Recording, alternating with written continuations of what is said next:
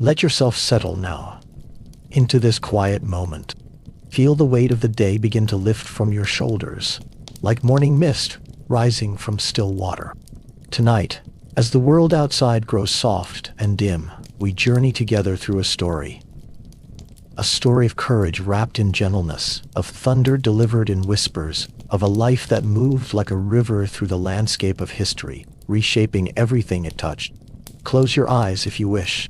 Breathe slowly. Let the darkness behind your eyelids become a canvas, where the past can unfold in all its quiet beauty. Tonight, we remember Martin Luther King Jr., not with fanfare or spectacle, but with the same peaceful reverence one might show when walking through a garden at twilight, noticing each flower, each stone placed carefully along the path. His life was extraordinary, yes, but it was built from ordinary moments, ordinary choices made sacred by their repetition and their purpose. So rest now, let your breathing slow, and as you drift between waking and sleeping, let this story wash over you like gentle rain on leaves. Each word, a soft tap against the window of memory. Part 1. The Beginning. A child in Atlanta. The year was 1929. The month was January, cold and crystalline, in the way that winter settles over the American South, sharp at dawn, softening by afternoon into something almost warm. On the 15th day of that January, in a modest Victorian house on Auburn Avenue in Atlanta, Georgia, a child was born into a world that was both beautiful and broken. They named him Michael King Jr. after his father, though years later, both father and son would take the name Martin Luther, inspired by the great reformer who had stood for conscience centuries before. But on that January day, he was simply a baby, wrapped in blankets, held in his mother's arms, unaware of the weight of history that would one day rest upon his shoulders. Auburn Avenue, Sweet Auburn, they called it, was the beating heart of Black Atlanta. Even in the grip of segregation, even as the Jim Crow laws pressed down upon the South like a heavy stone, this street pulsed with life. There were grocery stores and insurance companies, barbershops where men gathered to talk and laugh, beauty parlors fragrant with pressing oils and possibility. There were churches, so many churches, their steeples reaching upward like prayers made solid, their bells marking the rhythm of the week. The King family home sat solid and graceful on that street, a house that spoke of stability, of middle-class respectability hard-won, in a society that begrudged such things to people of color. Young Martin, let us call him that now, would grow up within those walls, surrounded by love and expectation in equal measure. His father, Martin Luther King Sr., was a man of powerful presence, a Baptist minister whose voice could shake the rafters of Ebenezer Baptist Church. He was called Daddy King by many, and he carried himself with a dignity that refused to be diminished by segregation's daily humiliations. He had grown up poor in rural Georgia, had known sharecropping's bitter harvest, had pulled himself up through education and faith. He was stern, sometimes unbending, but he loved his family with a fierceness that was itself a form of protection in a dangerous world. Martin's mother, Alberta Williams King, moved through life with a quieter grace. She was educated, refined, the daughter of a prominent minister herself. She played the organ at Ebenezer Baptist Church, her fingers drawing hymns from the keys, filling the sanctuary with music that seemed to come from somewhere beyond the walls. She was gentle with her children, offering a softer counterbalance to her husband's intensity. In her presence, young Martin learned that strength could be quiet, that power did not always need to raise its voice. There were siblings too, an older sister, Willie Christine, who watched over Martin with protective care, and a younger brother, Alfred Daniel, who would follow after. The three children filled that Auburn Avenue house with the ordinary chaos of childhood, running footsteps, laughter echoing off high ceilings, the smell of their grandmother's cooking drifting up from the kitchen. But even in childhood, even within the protective circle of family, Martin could not be entirely sheltered from the realities of the segregated South. The world outside the house on Auburn Avenue was divided, marked by signs that proclaimed white only, and colored, by customs and laws that sought to teach black children that they were somehow less, somehow unworthy. One of Martin's earliest memories, one that would stay with him always, came when he was about 6 years old. He had a friend, a white boy, and they played together with the easy intimacy of children who know nothing yet of the world's harsh categories. But one day, the boy's mother told Martin he could no longer come to their house, could no longer play with her son. The reason was simple and terrible. Martin was colored. He ran home, confused and hurt, and his mother gathered him close. She tried to explain, tried to make sense of something that made no sense. The history of slavery, the Civil War, the emancipation that had freed the bodies but not yet freed the society. She told him that he was as good as anyone, that he must never let anyone make him feel inferior. But the wound had been opened, that first awareness that the world saw him differently, judged him by his skin rather than his heart. These experiences accumulated slowly, like sediment settling in a stream. There was the day his father took him to buy shoes, and the clerk told them to move to the back of the store if they wanted service.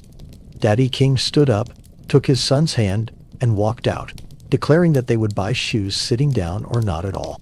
There was the time Martin rode the bus, and watched his father refuse to move when ordered to give up his seat. These moments taught young Martin that dignity was something you carried within yourself, something no law could take away if you refused to surrender it. But childhood was not all lessons in injustice. There was joy too, deep and sustaining. There were summer evenings when the heat loosened its grip, and families sat on porches, talking and laughing as darkness fell. There were Sunday mornings at Ebenezer Baptist Church, where the congregation's voices rose together in songs that seemed to hold all the sorrow and all the hope of generations. There were books, so many books, for Martin was a voracious reader, hungry for knowledge, devouring words the way some children devoured candy. He was bright, precociously so. He entered public school at age 5 and moved quickly through his classes. He skipped the 9th grade and entered Booker T. Washington High School at age 13. His teachers recognized something in him. A quickness of mind, yes, but also a depth of thought unusual in one so young. He could see connections, understand complexities, hold multiple truths in his mind at once without losing himself in confusion. And he could speak. Oh, how he could speak. Even as a young teenager, Martin discovered the power of words, the way they could be shaped and arranged to move people, to make them see things differently. He joined the debate team, competed in oratorical contests. In one competition, he gave a speech titled The Negro and the Constitution, reflecting even then on the gap between American ideals and American reality. On the bus ride home, he and his teacher were forced to give up their seats to white passengers. They stood for 90 miles, and Martin, having just spoken of constitutional rights, tasted the bitterness of those rights denied. These contradictions, the beauty and the injustice, the Christian teachings of love and the daily realities of hate, the democratic promises and the segregated truths. These would become the tension that defined his life, the question his entire ministry would seek to answer. How do we make real the dream America claims to hold? But that work was still ahead. For now, he was simply a bright boy in Atlanta, reading late into the night, asking questions that had no easy answers, beginning to sense that his life might be claimed by something larger than himself, though he did not yet know what that calling would be. Part 2. The Making of a Minister. At 15, Martin Luther King Jr. entered Morehouse College, the distinguished historically black institution in Atlanta that had educated his father and his grandfather before him. It was 1944, and the world was at war, but within the quiet campus, another kind of transformation was taking place, the transformation of a curious, questioning young man into someone who would carry the weight of moral leadership. Morehouse was more than a school. It was a crucible where young black men were forged into leaders, taught that despite what segregation tried to tell them, they were heirs to a great tradition, bearers of enormous potential. The college's president, Dr. Benjamin Mays, became a figure of profound influence in Martin's life. Mays was a scholar and a preacher, a man who carried himself with such dignity and spoke with such eloquence that he embodied the very ideals he taught. Every Tuesday morning he gave chapel talks that were really meditations on life, character, faith, and social justice. Martin listened, absorbed, and began to see what a life of purpose might look like. At first, young Martin resisted the idea of following his father into the ministry. The church he had grown up in was emotional, full of what he considered excessive displays of feeling, shouting, ecstatic responses, a kind of fundamentalism that his increasingly educated mind found difficult to embrace.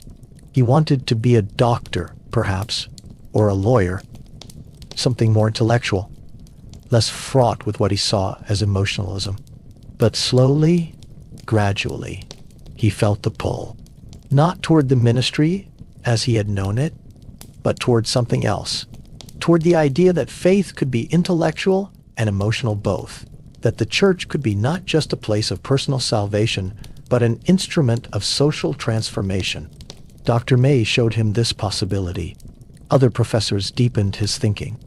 Martin studied sociology, philosophy, literature. He read Henry David Thoreau's essay on civil disobedience and felt something stir within him. This idea that there were moral laws higher than the laws of the state, that conscience must sometimes lead to resistance. In his last year at Morehouse, Martin made his decision. He would enter the ministry, but it would be a ministry informed by education, by social consciousness, by a belief that the gospel had profound implications for how society should be organized. In February of 1948, at age 19, he was ordained as a Baptist minister. His father, Daddy King, performed the ordination at Ebenezer Baptist Church, and young Martin became assistant pastor, beginning to preach to the congregation he had known all his life. But he was hungry for more learning. That fall, he left Atlanta for Crozer Theological Seminary in Chester, Pennsylvania.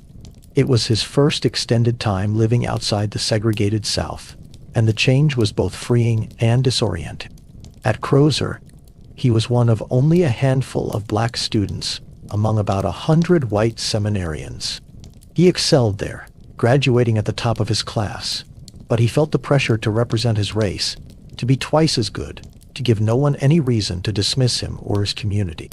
It was at Crozer that Martin's intellectual and spiritual foundations truly solidified. He studied the great theologians, Paul Tillich, Reinhold Niebuhr, Walter Rauschenbusch. From Rauschenbusch, he absorbed the social gospel, the idea that Christianity must concern itself, not just with personal piety, but with social justice, that saving souls meant nothing if those souls lived in unjust condition. From Niebuhr, he learned about the complexity of human nature, the reality of sin and power, the need for both love and justice in confronting evil. And then, in a moment that would prove pivotal, he attended a lecture on Mahatma Gandhi's philosophy of nonviolent resistance. Gandhi had led India to independence from British rule, not through violence but through moral force, through mass non-cooperation, through a willingness to suffer rather than inflict suffering. Martin was electrified. Here was a method, a practical, proven method, for confronting injustice without resorting to the very violence that oppression used. Here was a way to resist that was rooted in love, not hate. Here was a strategy that could honor both the Christian command to love one's enemies and the human need to resist evil. He began to see how it might work. This combination of Christian love and Gandhian nonviolence applied to the particular evil of American racial segregation. The pieces were coming together, though he did not yet know when or how they would be tested. After Crozer, Martin continued his education at Boston University, pursuing a doctorate in systematic theology. Boston was vibrant, intellectual, full of students and ideas, and it was there, in that city of learning, that Martin met Coretta Scott. She was from Alabama, studying voice at the New England Conservatory of Music. She was beautiful, graceful, intelligent, with dreams of her own, dreams of singing, of performing, of a life lived through music. A friend arranged a phone call between them, and Martin, ever forward, told her during that first conversation that she had all the qualities he was looking for in a wife. She was less immediately convinced, But there was something about his intensity, his sense of purpose that drew her. They courted through that Boston year, walking together through the city, talking about everything, about music and theology, about race and justice, about the South they had both left and the future they might share. Coretta gradually came to understand that marrying Martin Luther King Jr. would mean marrying not just a man, but a mission. He was going to return to the South. He was going to work for change. He would not choose the safer, easier path of staying north or pursuing a comfortable academic career. She had to decide if she could walk that path with him. In June of 1953, they were married at her family home in Alabama. Martin's father performed the ceremony. Coretta wore a gown of light blue waltz-length taffeta and nylon net. They stood together and made their vows, binding their lives, their futures, their fates. Martin completed his doctoral dissertation, a complex theological study comparing the conceptions of God in the thinking of Paul Tillich and Henry Nelson Vieman, while also beginning to look for a position. He received offers from universities, from churches in the North, where life would be safer, more comfortable. But he felt called to return south, to take his education back to the place that needed it most. In 1954, he accepted the pastorate at Dexter Avenue Baptist Church in Montgomery, Alabama. It was a small, dignified congregation, middle class, educated. The church sat just down the street from the state capitol building, where the Confederate flag still flew. Martin and Coretta moved to Montgomery that September, into the parsonage, a simple white house on South Jackson Street. He was 25 years old, newly married, newly arrived, settling into the rhythms of pastoral life. He visited the sick, counseled the troubled, prepared his sermons with meticulous care. He preached about faith and ethics, about personal transformation and social responsibility. His sermons were intellectual but accessible, drawing on philosophy and literature as easily as on scripture.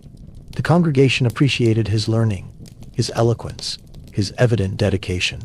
That first year passed in what seemed like ordinary pastoral work. A baby was born, Yolanda Denise, their first child, in November of 1955. The young family established routines, built connections in the community. Martin joined the local NAACP chapter, began to understand the particular shape of racial injustice in Montgomery. The segregated buses where black passengers paid at the front, but had to enter through the back, where they stood even when seats in the white section sat empty, where drivers routinely insulted and humiliated them. He knew these injustices were wrong. He preached about dignity and justice, but he did not yet imagine that he would soon be thrust into the center of a struggle that would shake the nation. That this ordinary first year of pastoral ministry was the calm before a storm that would change everything. For him, for Montgomery, for America itself. History was gathering itself, preparing to break over Montgomery like a wave. And Martin Luther King Jr., settling into married life and fatherhood, studying, preaching, serving his small congregation, stood unknowing on the shore, about to be swept up into currents that would carry him far beyond anything he had imagined. Part 3. Montgomery. The movement begins. Evening was settling over Montgomery on December 1st, 1955. The workday was ending, and people were boarding buses to ride home through the winter dusk. On one of those buses, a seamstress named Rosa Parks paid her fare and took a seat in the middle section, the no-man's land where black passengers could sit if no white passengers needed the space. Rosa Parks was 42 years old, quiet in manner, but strong in spirit. She had been active in the local NAACP chapter, serving as secretary. She was tired that evening, not just physically tired from work at the Montgomery Fair department store, but tired in a deeper way, tired of the daily humiliations, the constant necessity of deferring and accommodating and diminishing oneself, to navigate a system designed to demean. As the bus filled, a white man boarded and found no seat in the white section.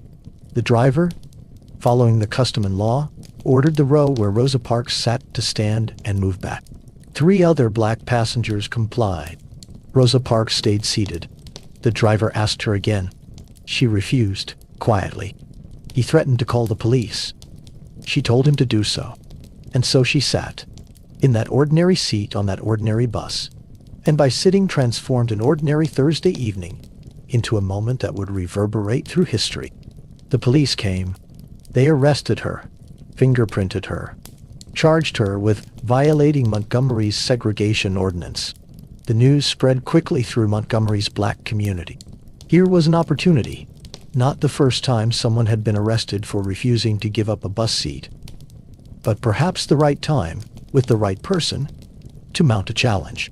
The Women's Political Council, led by Joanne Robinson, sprang into action. That very night, they mimeographed thousands of leaflets calling for a one-day boycott of Montgomery's buses on Monday, December 5th, the day of Rosa Parks' trial. "Let us stay off the buses," the leaflets urged. "Let us walk. Let us share rides. Let us show our unity and our power." The black ministers of Montgomery met to discuss what should be done. They were cautious, some of them, worried about reprisals, about violence, about the risks of direct action. But they agreed to support the one-day boycott. Among those ministers was Martin Luther King Jr., newly arrived, not yet well known outside his own congregation. He was 26 years old, with an infant daughter at home, still working on completing his doctoral dissertation. He did not seek leadership in this crisis, but leadership sought him. Monday morning came cold and clear. Martin and Coretta woke early, anxious to see if the boycott would hold. The first bus was due to pass their house at 6 o'clock. They positioned themselves by the window and watched. The bus came, its headlights cutting through the dawn. It was empty, completely empty. They could hardly believe it. Another bus came, empty again. All morning, the buses rolled through Montgomery carrying nothing but air and the ghosts of their usual passengers. The boycott was total, astonishing in its completeness. 40,000 black citizens of Montgomery stayed off the buses. They walked, sometimes for miles. They caught rides with a few who owned cars. They organized carpools on the spot. They moved through the city on foot, in dignity, in unity, demonstrating a solidarity that even they had not been sure they possessed. That evening, there was a mass meeting at Holt Street Baptist Church to decide whether to continue the boycott beyond the single day. The church was packed. Thousands inside. Thousands more gathered outside listening through loudspeakers. The mood was electric with possibility and fear, both. Earlier that day, the ministers had hastily formed an organization, the Montgomery Improvement Association, they called it, to coordinate the protest. They needed a president, and various names were suggested. The choice fell on Martin Luther King Jr., partly because he was new, and had not yet been involved in the factional disputes that divided some of the other ministers, partly because those who had heard him preach recognized his gifts. He was elected, and he accepted, though he barely had time to process what this would mean. Now he stood to speak to the massive crowd. He had only 20 minutes to prepare, to think about what to say. He walked to the pulpit, looked out over the sea of faces, old and young, tired from a day of walking, hopeful that their sacrifice meant something. He began carefully, laying out the facts, the injustice of Rosa Parks' arrest, the larger injustice of the bus system. His voice was controlled, reasonable, building slowly. And then he said something that captured everything they were feeling. There comes a time when people get tired of being trampled over by the iron feet of oppression. The church erupted. Yes, they were tired. And this was not just tiredness. This was righteous exhaustion, holy fatigue, the kind of weariness that transforms into action. Martin continued, his voice rising, finding its rhythm. But even as he validated their anger, he steered them towards something else. This protest, he said, must be rooted in Christian love. They must resist the system, yes, but they must not hate the people trapped within it. They must not answer violence with violence, hate with hate. Love must be our regulating ideal. The crowd responded to this too, with equal fervor. They understood, in that moment, that what they were beginning was not just a protest, but a moral movement. Not just a boycott, but a witness to deeper truths about human dignity and divine justice. The vote was taken. The boycott would continue until the bus company agreed to 3 simple demands: courteous treatment of black passengers, first come first served seating, with black passengers filling from the back and white passengers from the front, and the hiring of black bus drivers for predominantly black routes. These were modest demands, far short of full integration, but they were a beginning. And so the Montgomery Bus Boycott extended from one day to another, and then another, into weeks and months. The black community of Montgomery walked. They walked in rain and cold. They walked when their feet ached and their bodies cried out for rest. Elderly women who had never walked more than a few blocks walked miles. A reporter asked one old woman if she was tired. She replied, "My feet is tired, but my soul is rested." Martin Luther King Jr. found himself thrust into a leadership role he had never sought.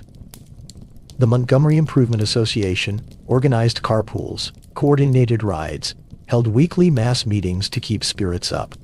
Martin spoke again and again, encouraging, explaining, keeping people focused on both the practical goal and the moral principle. He discovered that he had a gift for this, not just for speaking but for organizing, for bringing people together, for articulating a vision that was both practical and transcendent. But leadership came with a cost. The city officials fought back.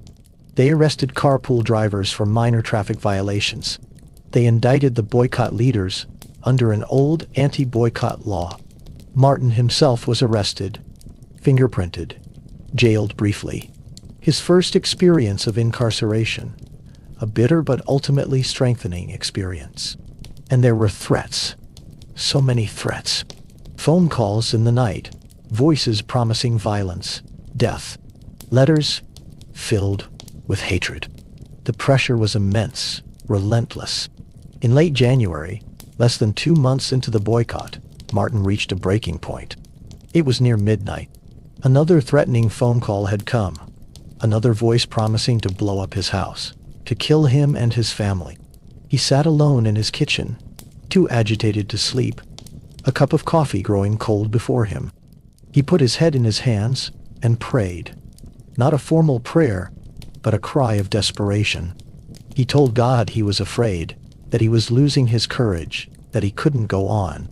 And in that moment of utter surrender, he felt something he would later describe as a presence, a voice, an assurance that he was not alone, that he must go on, that justice was on their side. 3 nights later, a bomb exploded on his front porch. Coretta and baby Yolanda were inside but unharmed. An angry crowd gathered outside the damaged house, some armed, ready to respond with violence to violence. Martin came out, stood on what remained of his porch, and calmed them. "We must love our white brothers," he said. "No matter what they do to us, we must make them know that we love them." It was a defining moment. The philosophy of nonviolence was not just theoretical. It had to be practiced in the hardest moments, when every instinct cried out for retaliation. Martin held the line, and the crowd dispersed peacefully. The boycott stretched on. Months passed. The bus company was losing money, the buses rolling empty through the streets day after day. But city officials refused to negotiate seriously. So the case went to federal court, challenging the constitutionality of bus segregation itself.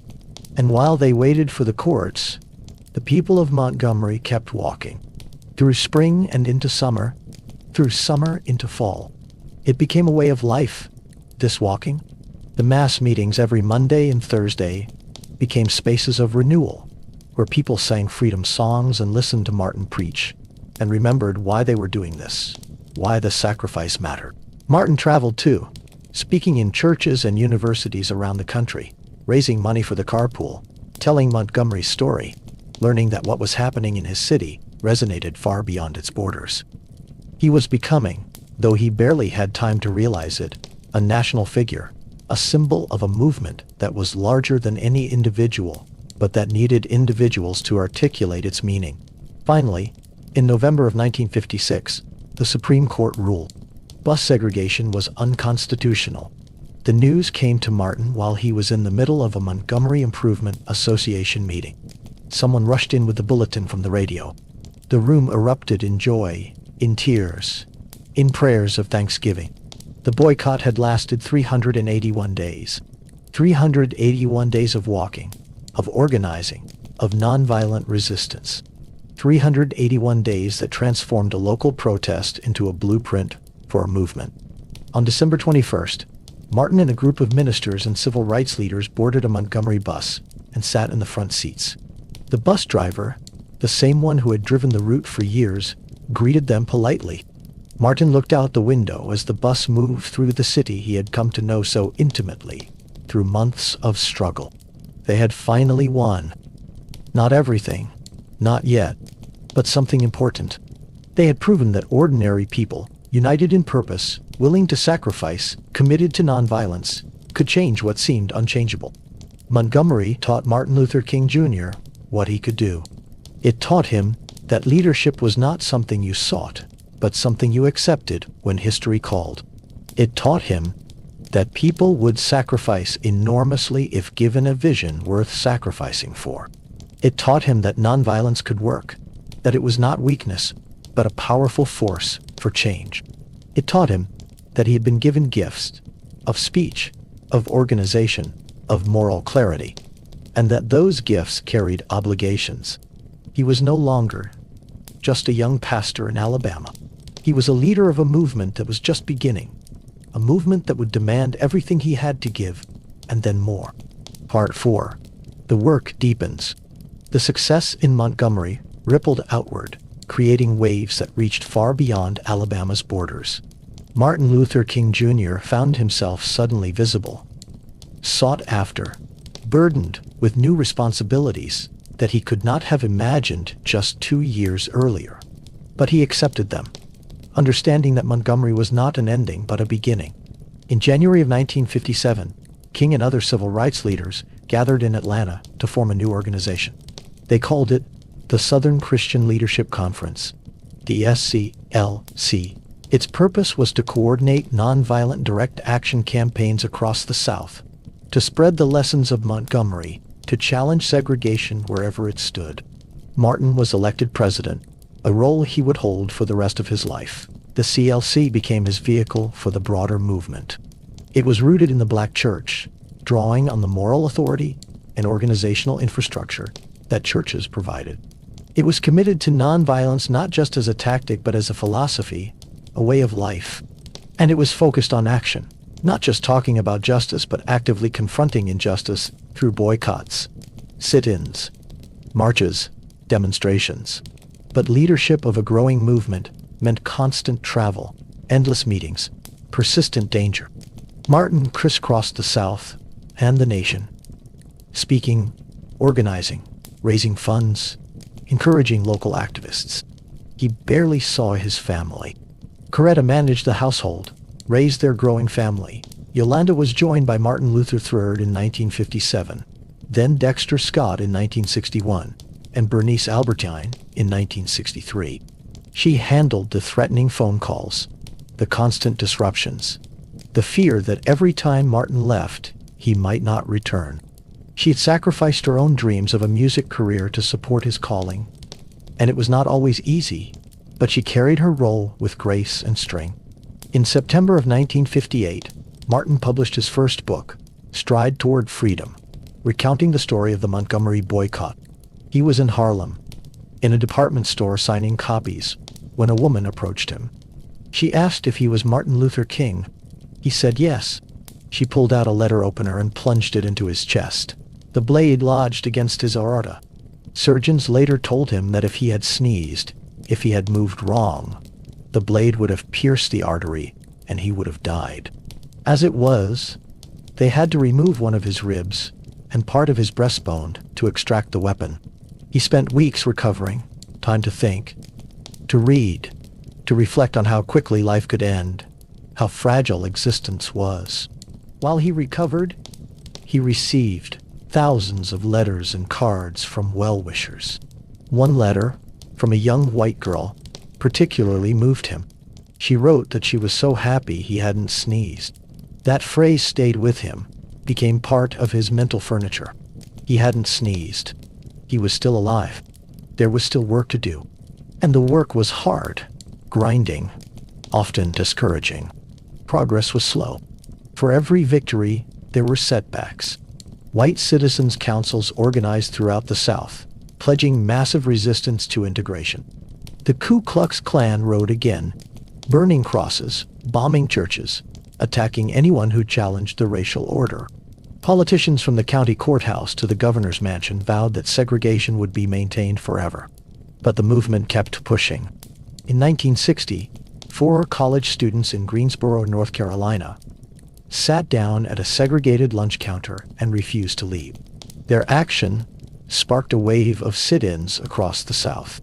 Young people, most of them college students, many of them teenagers, occupied lunch counters, department stores, libraries, demanding to be served, willing to be arrested.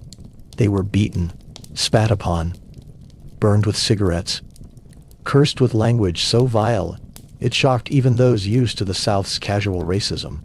And they kept sitting, kept returning, kept insisting on their dignity.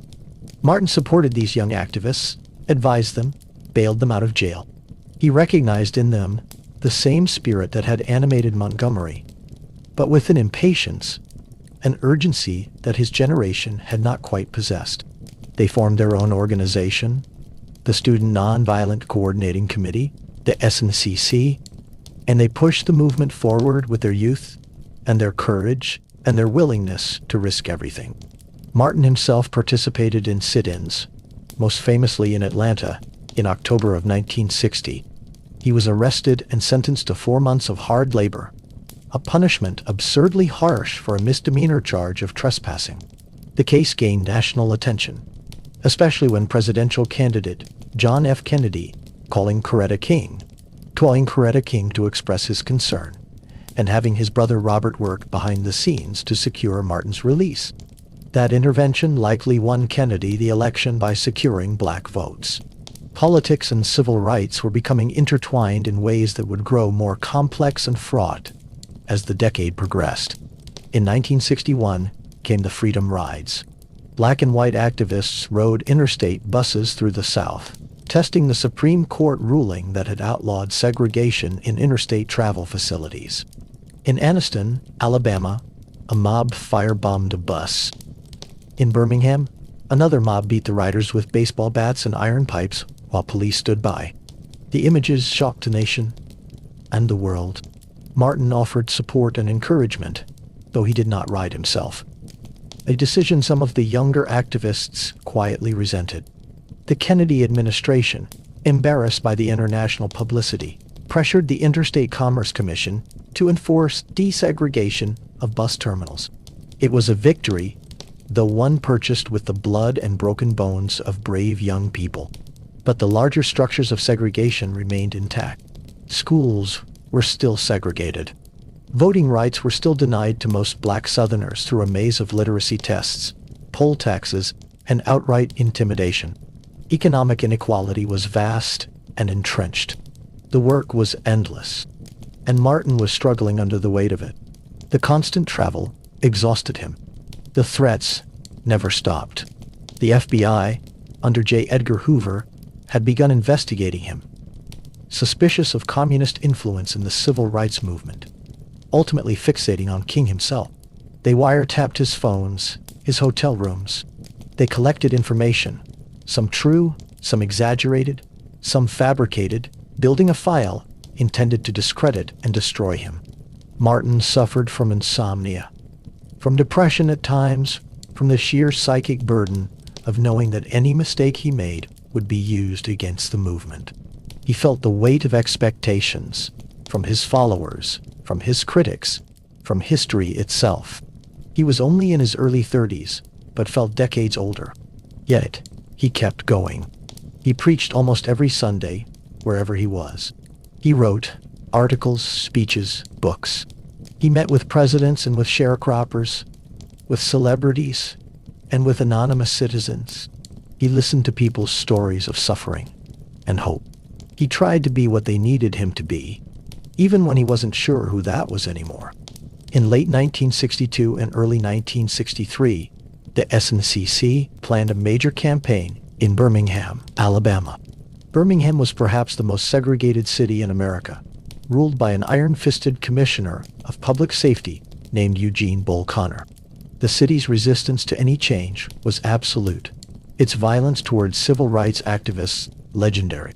Martin and his colleagues knew Birmingham would be a test. They called it Project CC for confrontation. The plan was to launch a direct action campaign, boycotts, sit-ins, marches, designed to create a crisis that would force the city to negotiate. They would fill the jails with protesters, overwhelm the system, demonstrate the injustice so dramatically that the nation could not look away. The campaign began in April of 1963.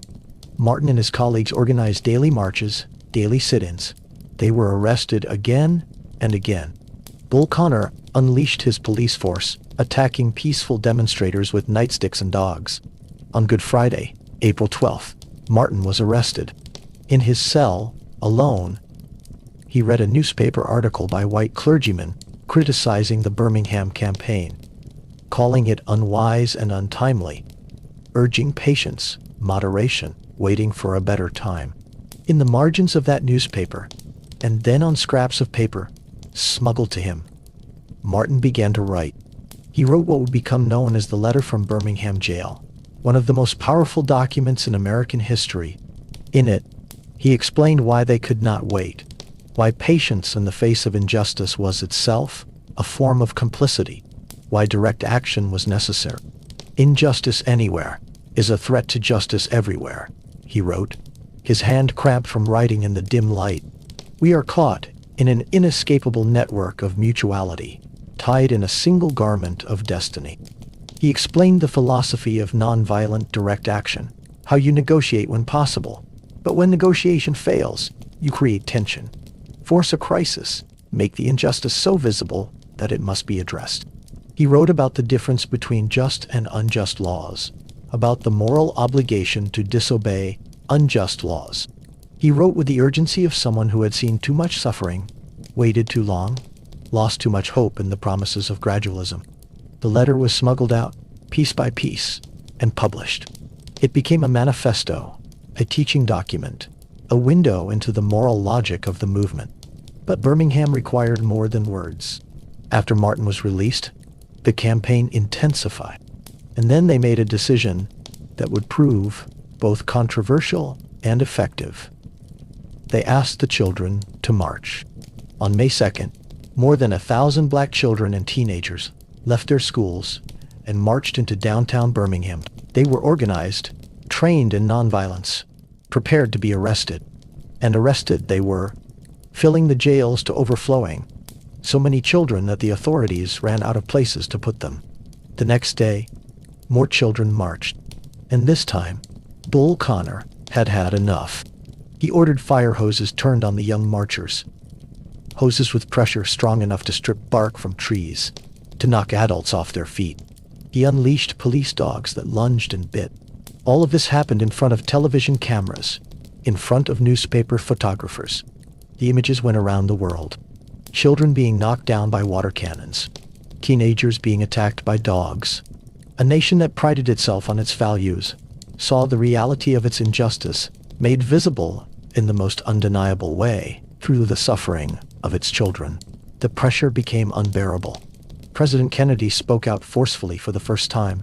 Businesses in Birmingham, facing economic pressure and moral shame, finally agreed to negotiate. On May 10th, an agreement was reached.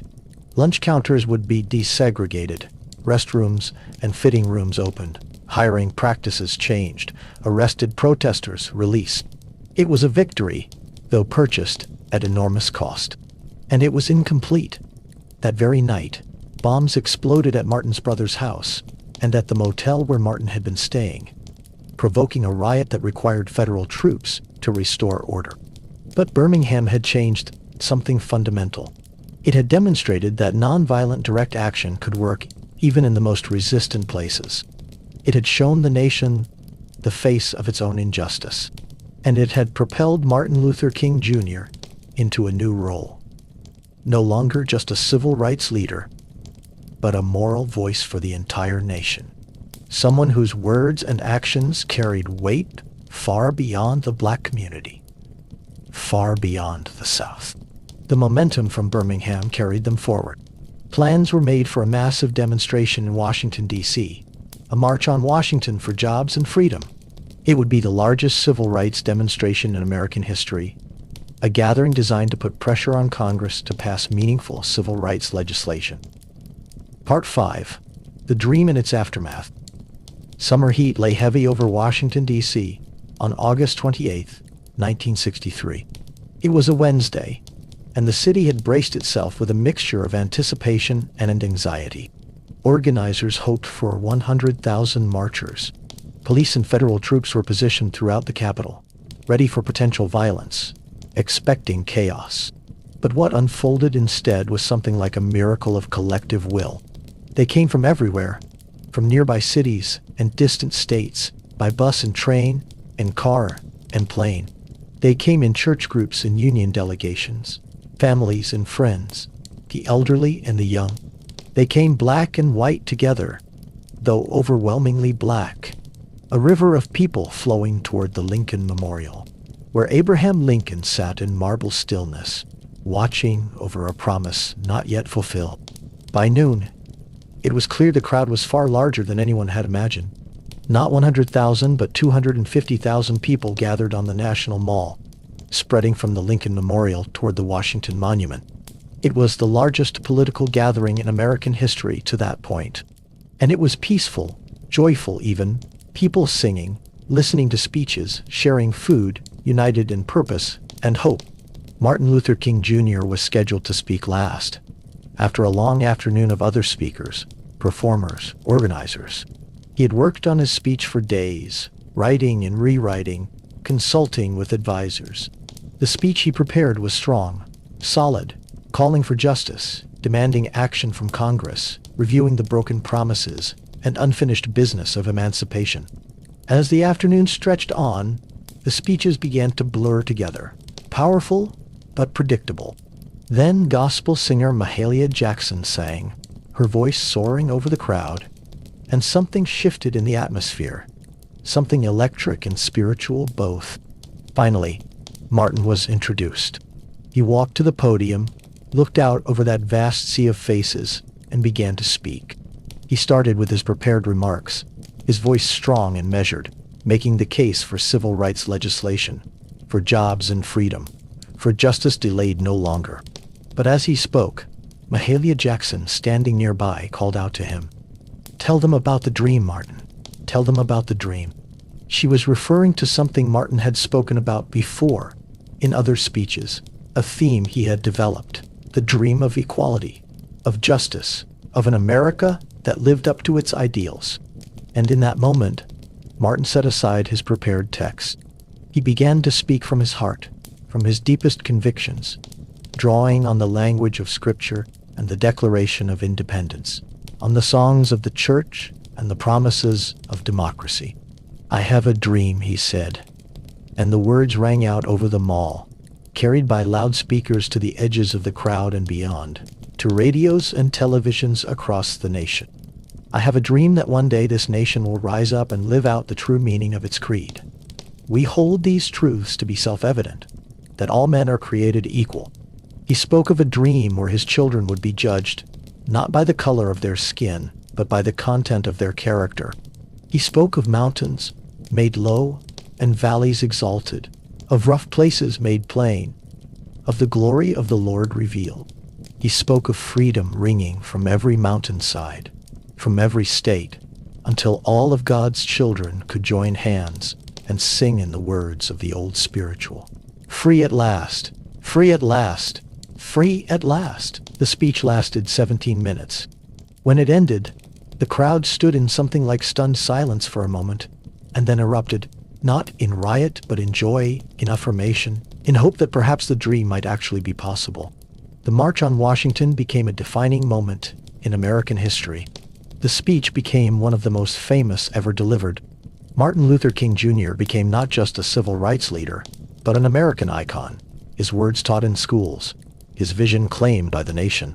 But the euphoria did not last long. 18 days later, on September 15th, a bomb exploded at the 16th Street Baptist Church in Birmingham. It was Sunday morning, and children were in the basement preparing for worship. The blast killed 4 young girls, Addie Mae Collins, Cynthia Wesley, Carol Robertson, and Denise McNair. The youngest was 11 years old. Martin rushed to Birmingham, sick with grief and rage. He preached at the funeral, trying to make sense of the senseless, to find meaning in the murder of children. He spoke of their innocence, their sacrifice, the evil that had taken them. He tried to channel his anger into resolve, to honor their deaths by continuing the work they had died for. But something had broken inside him. The oscillation between hope and horror, between the dream of August and the nightmare of September, between national acclaim and local violence, it was becoming unbearable. He struggled with despair more openly now, wondered if nonviolence could truly overcome the depth of hatred arrayed against them. Yet the movement continued. President Kennedy proposed comprehensive civil rights legislation. Before it could be passed, Kennedy himself was assassinated in November, shocking the nation yet again with violence. But his successor, Lyndon Johnson, took up the cause with unexpected vigor. Johnson had been a segregationist senator from Texas, but as president, he became, of all improbable things, a champion of civil rights. The Civil Rights Act of 1964 was debated through the winter and spring. It was the most comprehensive civil rights legislation since Reconstruction, outlawing discrimination based on race, color, religion, sex, or national origin. It desegregated public facilities, strengthened voting rights enforcement, prohibited employment discrimination. In July, President Johnson signed it into law. Martin Luther King Jr. stood behind him at the signing ceremony, along with other civil rights leaders. It was a victory, enormous and hard-won. But even as the pen scratched across the paper, Martin knew it was not enough. Legal equality on paper did not mean justice in practice. Voting rights were still systematically denied across the South. Economic inequality remained vast. The work was far from finished. That fall, Martin was awarded the Nobel Peace Prize, becoming at 35 the youngest person ever to receive it. He traveled to Oslo, Norway, in December to accept the award. In his acceptance speech, he spoke of nonviolence, of faith, of the long arc of the moral universe bending toward justice. He donated the entire prize money, $54,000, to the civil rights movement. The honor was gratifying, but also overwhelming. The expectations placed on him grew heavier. He was exhausted, running on reserves he wasn't sure he had. He suffered from insomnia, from anxiety, from what we would now recognize as depression. The FBI's harassment intensified. They sent him anonymous letters suggesting he should commit suicide. They tried to break up his marriage. They worked to isolate him from allies and supporters. But in early 1965, the movement turned its attention to voting rights, focusing on Selma, Alabama, where black citizens faced the most extreme obstacles to registering to vote. Despite comprising half the county's population, only 2% of eligible black voters were registered, blocked by rigged literacy tests, economic intimidation, and outright violence. The CLC organized a campaign in Selma, registering voters, organizing marches. On February 18th, a young man named Jimmy Lee Jackson was shot by state troopers during a peaceful march. He died 8 days later. In response, organizers planned a march from Selma to the state capitol in Montgomery, a 54-mile journey. On March 7th, a day that would become known as Bloody Sunday, about 600 marchers set out from Selma, crossing the Edmund Pettus Bridge out of town. At the other end of the bridge, Alabama state troopers and local police waited. As the marchers approached, the troopers attacked without warning, charging with nightsticks, firing tear gas, beating people to the ground, trampling them with horses. Television cameras captured it all. The images, broadcast that night on national television, shocked the conscience of America. People who had been indifferent to civil rights, who had thought the movement was moving too fast or asking too much, saw peaceful citizens being beaten simply for trying to march. The brutality was undeniable, the injustice impossible to ignore. Martin, who had not been present for the first march, led a second attempt 2 days later. But federal authorities, worried about violence, had obtained an injunction against the march. Martin faced an impossible dilemma: proceed and risk not just violence, but a court ruling that would set back the movement, or turn back and disappoint the hundreds who had come to march. He led the marchers to the bridge, knelt in prayer, and then turned around, a decision that angered some of the more militant activists. Finally, after more negotiations, and with federal protection secured, a third march took place, beginning on March 21st. This time they made it. Martin walked to the front, alongside other civil rights leaders and religious figures from around the country who had come to Selma in solidarity. For 5 days they walked along Highway 80, camping in fields at night, arriving in Montgomery on March 25th to a rally of 25,000 people. Martin spoke from the steps of the Alabama State Capitol, the same building that had celebrated the Confederacy, the same building where Jefferson Davis had taken his oath as president of that short-lived nation, built on slavery. Now Martin stood there and proclaimed that segregation was dying, that the arc of the moral universe was indeed bending toward justice, that they would overcome because the arc of the moral universe is long, but it bends toward justice. That night, Viola Liuzzo, a white activist from Michigan who had come to Selma to help, was murdered by Ku Klux Klan members as she drove marchers back to Selma. The victory and the tragedy intertwined again, inseparable. But Selma had achieved its purpose. The brutality on the Edmund Pettus Bridge had galvanized national opinion.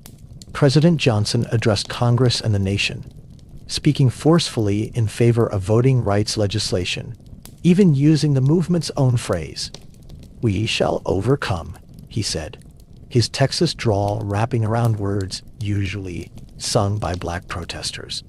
In August, Johnson signed the Voting Rights Act of 1965. It eliminated literacy tests, authorized federal oversight of voter registration in areas with a history of discrimination, and fundamentally transformed American democracy by making it possible for black citizens to actually exercise their constitutional right to vote. Within months, voter registration in the South began to climb dramatically. Part 6. New Battles, Deeper Questions. After Selma, Martin Luther King Jr. stood at the pinnacle of his influence. He had led successful campaigns in Montgomery, Birmingham, and Selma. He had delivered one of history's most famous speeches. He had won the Nobel Peace Prize. Civil rights and voting rights legislation had passed Congress. He was 36 years old, and it seemed as though the movement he had helped build had achieved its major goals. But Martin knew better. Legal victories were essential, but insufficient. They had torn down the formal structure of segregation, but they had barely touched the deeper realities of poverty, economic exploitation, residential segregation in the North, police brutality, unemployment, inadequate education, and healthcare. The movement needed to evolve to address these structural injustices. In early 1966, Martin moved his family to Chicago, into a tenement apartment in the city's West Side slums. He wanted to understand northern poverty firsthand, to bring the movement's energy to bear on the problems of urban ghettos. Chicago would be his laboratory for a new phase of activism. The Chicago campaign focused on housing discrimination and economic injustice. Martin organized rallies and marches demanding open housing, the right of black families to live wherever they could afford, not just in designated segregated neighborhoods. But Chicago proved far more difficult than the South. In the South, the enemy had been clear: segregationist politicians, explicitly racist laws. In the North, racism was subtler, embedded in economic structures, real estate practices, white ethnic communities that violently resisted integration. When Martin led marches through white neighborhoods like Marquette Park and Gage Park, he encountered hatred as intense as anything he had seen in Alabama. White residents threw rocks and bottles, screamed obscenities, waved Confederate flags and Nazi symbols. Martin was hit by a rock during one march. He later said, "I have seen many demonstrations in the South, but I have never seen anything so hostile and so hateful as I've seen here today." The Chicago campaign achieved some modest victories, agreements on fair housing practices from city officials and real estate companies, but they felt hollow, difficult to enforce. Martin grew frustrated with the limits of what he could accomplish. The northern problems were more complex, more interwoven with economic systems, harder to address through marches and demonstrations alone. Meanwhile, another issue was demanding his attention: the war in Vietnam. The United States had been escalating its military involvement in Southeast Asia, sending hundreds of thousands of troops, dropping more bombs than had been used in all of World War II. The war was consuming resources that Martin believed should be used to fight poverty at home. It was disproportionately killing young black men who were drafted in higher numbers than whites and sent to fight for freedoms abroad that they did not fully enjoy at home. Martin agonized over whether to speak out against the war. His advisors were divided. Some argued he should stick to civil rights, that opposing the war would alienate President Johnson, lose political support, divide the movement. Others insisted that as a moral leader, as a minister, as a proponent of nonviolence, he could not remain silent about a war he believed was unjust. On April 4, 1967, at Riverside Church in New York City, Martin delivered a speech called Beyond Vietnam, a time to break silence. In it, he called the United States the greatest purveyor of violence in the world today. He connected racism, poverty, and militarism as interrelated evils that needed to be confronted together. He spoke as a minister, as a citizen, as a human being who could not separate his concern for civil rights from his concern for peace. The reaction was swift and harsh. Major newspapers condemned him. Political allies distanced themselves. Even some civil rights leaders criticized him for straying from their issue. But Martin believed he had no choice. His conscience had led him into the civil rights movement. That same conscience would not let him stay silent about war. Through 1967 and into 1968, Martin worked on developing a new campaign: the Poor People's Campaign. His vision had expanded beyond civil rights to economic justice. He wanted to organize poor people of all races, black, white, Latino, Native American, to come to Washington and demand that the government address poverty through guaranteed employment or income, affordable housing, quality education. It was an ambitious, some said impossible, goal. But the movement was fracturing. Younger activists, frustrated with the pace of change, were turning away from nonviolence. The Black Power movement, with its emphasis on self-defense, black pride, and racial solidarity, was gaining strength. Organizations, like the Black Panthers, advocated armed self-defense. After summers of urban riots in Newark, Detroit, and other cities, many questioned whether nonviolence could address the rage and desperation of the ghettos. Martin understood the anger, even sympathized with it. But he held to nonviolence, not as a tactic merely, but as a philosophy, a moral principle, a spiritual discipline. He argued that riots were counterproductive, that violence would only bring more violence, that the path to justice had to be different from the path of oppression. Still, he was tired. So tired.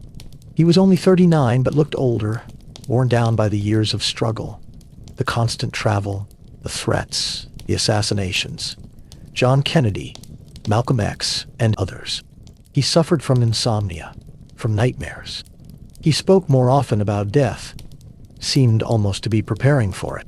In March of 1968, Martin traveled to Memphis, Tennessee, to support striking sanitation workers. The workers, almost all black men, were paid poverty wages, forced to work in dangerous conditions without adequate equipment. 2 workers had been crushed to death in a garbage truck. The strikers carried signs reading simply, "I am a man," a claim to basic human dignity that the city refused to recognize. Martin saw, in their struggle, a perfect example of the intersection of racism and economic injustice. He spoke to a rally of striking workers and their supporters, promising to return to lead a march on their behalf. He came back on March 28th to lead that march. But it turned violent when some young people began breaking windows and looting. Police responded with tear gas and violence. Martin, horrified that a march he had led had turned violent, was rushed away to safety. He was devastated. He felt he had failed, that his commitment to nonviolence had been undermined. He returned to Memphis in early April, determined to lead a peaceful march, to prove that nonviolence could still work. On April 3rd, he spoke at a rally at the Mason Temple. A thunderstorm raged outside. Martin had not planned to speak. He was tired, unwell. But his colleague Ralph Abernathy called from the church and said the crowd was demanding to hear from him. So he went. What he delivered that night became known as the "I've been to the mountaintop" speech. It was as though he knew, sensed what was coming. He spoke about the movement's long journey, the victories and setbacks. He spoke about threats against his life, about the bomb that had been called in that very day threatening his plane. And then he said something remarkable. Like anybody, I would like to live a long life. Longevity has its place, but I'm not concerned about that now. I just want to do God's will. And he allowed me to go up to the mountain. And I've looked over. And I've seen the promised land. I may not get there with you, but I want you to know tonight that we, as a people, will get to the promised land. His voice rose, powerful, transcendent.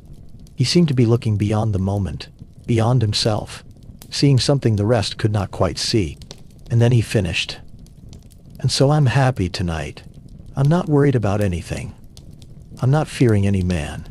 Mine eyes have seen the glory of the coming of the Lord. The crowd responded with shouts and tears and amens. Martin sat down, drained, as though he had given everything. Part 7. The End and the Beginning. The next day was Thursday, April 4th, 1968. The weather had cleared after the previous night's storms, and Memphis was bright with spring. Martin stayed at the Lorraine Motel, a modest establishment frequented by black travelers in the segregated South. His room was on the second floor, number 306, overlooking the motel courtyard and parking lot. The day passed in meetings and phone calls, planning for the upcoming march, working on logistics for the Poor People's Campaign. Evening came. Martin got ready for dinner, putting on a suit and tie. He was in good spirits, joking with his colleagues and friends. At 6 o'clock, he stepped out onto the balcony outside his room. The air was cooling, pleasant. In the parking lot below, his driver was waiting to take them to dinner at the home of a local minister. Martin leaned on the railing, talking with friends below, calling out to the musician Ben Branch to play a certain song at the meeting that night. "Precious Lord, Take My Hand," one of his favorites. A single shot rang out. Martin Luther King Jr. fell, struck in the jaw and neck by a bullet fired from a boarding house across the street. His companions rushed to him. He lay on the balcony, blood pooling around his head. Someone called for an ambulance. Ralph Abernathy cradled his friend, pleading with him to hold on. They rushed him to St. Joseph's Hospital. Doctors worked desperately to save him, but the wound was too severe. The bullet had severed his spinal cord, shattered his jaw, damaged beyond repair. At 7:05 p.m., Martin Luther King Jr. was pronounced dead. He was 39 years old. The news spread with terrible swiftness. Within hours, the entire nation knew. President Johnson went on television, his face grim, calling for calm even as he acknowledged the tragedy. Robert Kennedy, campaigning for president, learned of the assassination just before he was to speak at a rally in Indianapolis. He broke the news to the crowd, many of whom had not yet heard, and gave an impromptu speech, raw, grief-stricken, beautiful in its humanity, calling for understanding and peace. But in many cities, there was not peace. There was rage, grief, and fire. Over the next week, riots erupted in more than 100 cities. Buildings burned. People died. The National Guard was called out. Washington, D.C., where Martin had delivered his dream just 5 years earlier, filled with smoke and soldiers.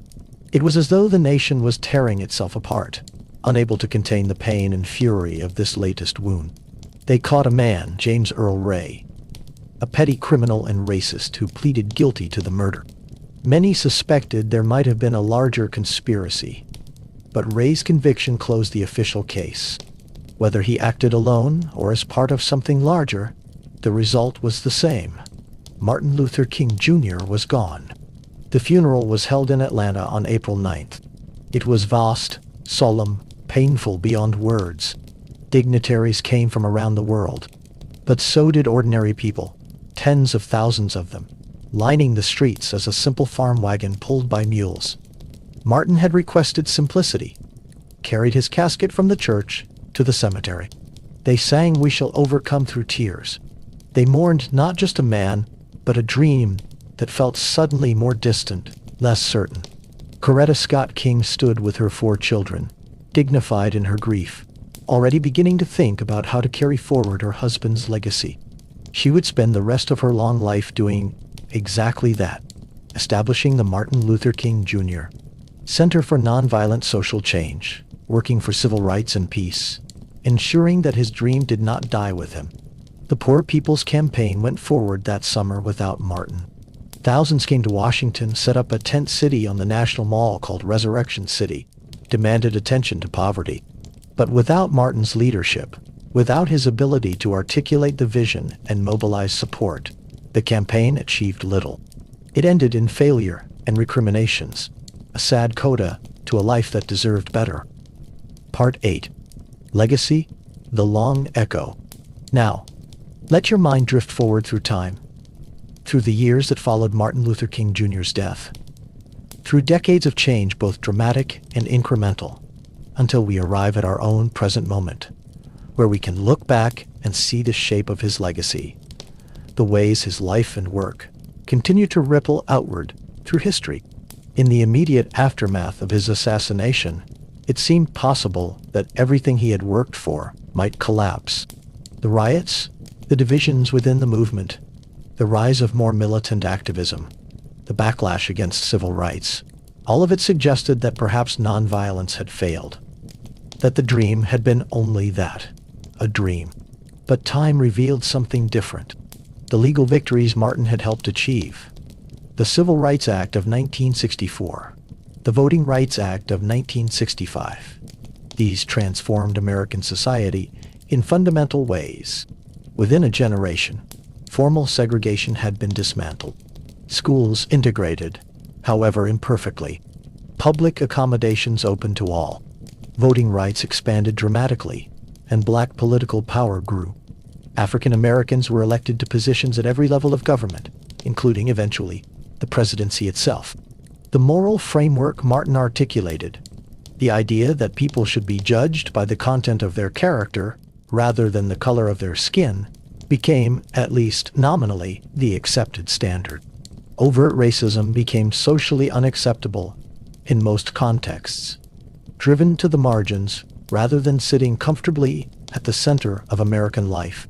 Nonviolent resistance, as a method for social change, influenced movements around the world. In South Africa, the anti-apartheid movement drew on Martin's teachings. In Eastern Europe, dissidents opposing communist regimes found inspiration in his example. In countless local struggles for justice, his speeches were quoted, his methods adapted, his spirit invoked. Of course, the dream was not fully realized. Racism did not disappear. It adapted, became more subtle, embedded itself in structures and systems rather than laws. Economic inequality persisted, and in some ways worsened. Police brutality continued to claim black lives.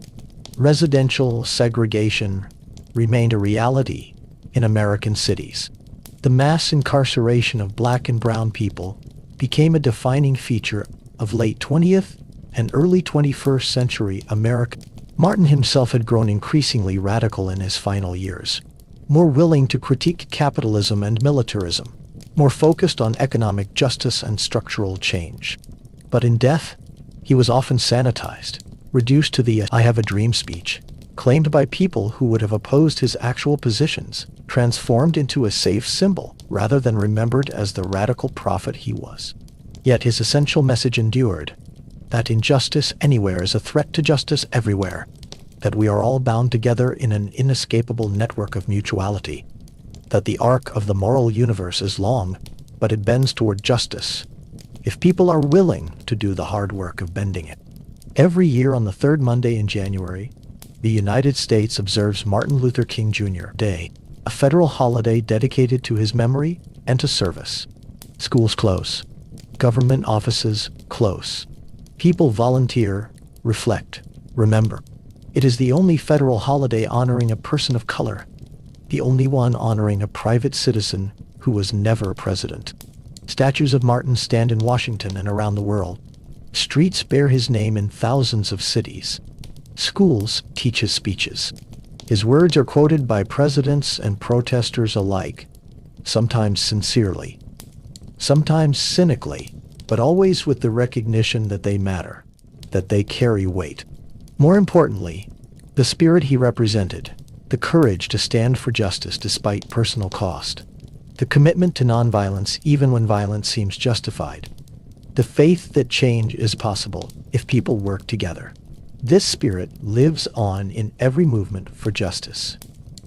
Every person who chooses to resist oppression through moral force, rather than violence. When we see people marching peacefully for their rights, we see Martin's influence. When we hear leaders calling for justice and reconciliation, we hear echoes of his voice. When ordinary people find the courage to stand up to systems that demean and exploit them, we witness the continuation of the work he began. His life was cut short, brutally and senselessly. He never grew old, never saw his children grown, never knew how far his influence would reach. But in another sense, his life continues, woven into the ongoing struggle for justice, alive wherever people refuse to accept that injustice is inevitable, wherever they choose hope over despair, love over hate, unity over division. Closing words. Rest now in the dream. And so we come to the end of this story, though of course it is not really an ending but a pause, a resting place in a narrative that continues to unfold. Let yourself settle more deeply now into the comfort of where you lie. Feel the softness beneath you, the weight of blankets, the quiet of this hour. Outside, the world continues its turning, but here, in this moment, there is peace. Martin Luther King Jr. was a man. Only a man, not a saint, not perfect, but human in all the ways that matter. He doubted and feared. He grew tired and discouraged. He made mistakes. He struggled with the weight of expectation and leadership, but he kept going, kept choosing courage when courage was hard, kept choosing love when hate would have been easier.